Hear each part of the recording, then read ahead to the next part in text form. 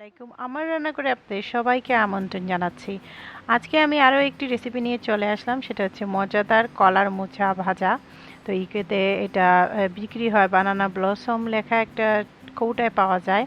আমি এটা আজদা থেকে এনেছি। তো আজদাতে আবার সবসময় পাওয়া যায় না, যখন পাওয়া যায় আমি নিয়ে আসি।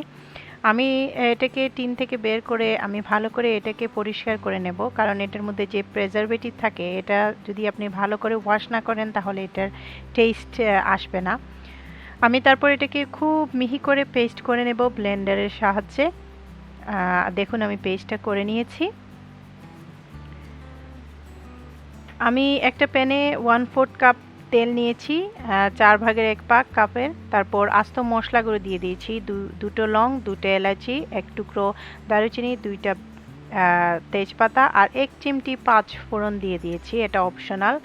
যখন একটু ভাজা হয়ে যাবে আমি পেঁয়াজ, এখানে মাঝারি পেঁয়াজ, ইউকেতে মাঝারি পেঁয়াজটা অনেক বড়, বাংলাদেশে যখন আপনারা ইউজ করবেন ছোট দুইটা পেঁয়াজ দিয়ে দেবেন।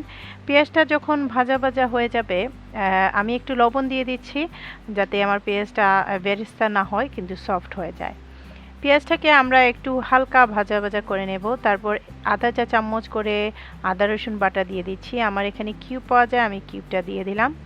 একটু ভাজার পর আমি এটাতে হলুদ 1 চা চামচ, আধা চামচ করে জিরা গুঁড়া আর ধনে গুঁড়া দিয়ে দিচ্ছি। দিয়ে এটাকে ভালো করে মিশিয়ে নেব।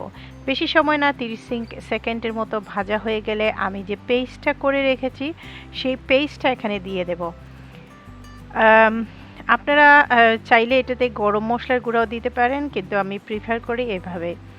তো এটা অপশনাল। আমি অল্প পানি দিয়ে ধুয়ে আমি দিয়ে দিলাম পানি। আর তারপর একটু নাড়াচাড়া করে, কিছুক্ষণ নাড়াচাড়া করে আমি দেখব এটাতে যদি লবণ দরকার হয় আমি এটাতে লবণ এড করে দিব।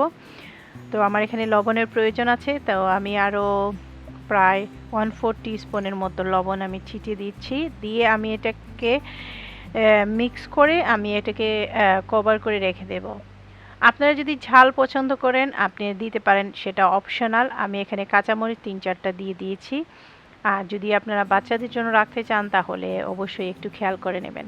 কভার দিয়ে আমি 1 মিনিট পর আবার এটা কভার খুলে এটাকে ভালো করে অনেকটা কষিয়ে নেব, যেটাকে বলে পানিটা যেন পুরোপুরি শুকিয়ে যায় আর তেলটা যেন ভেসে আসে। তো এখানে আমার প্রায় 2 মিনিটের মতো লেগেছে। আগুনের তাপটা আপনাদের বুঝে আপনারা দিয়ে দেবেন। তো দেখুন আমার তেলটা ভেসে এসেছে। এখন আমি এটাতে ধনেপাতা দিয়ে একটু মিক্স করে নেব। ব্যাস হয়ে গেল আমার কলার মোচা ভাজা। আমি এভাবে পছন্দ করি।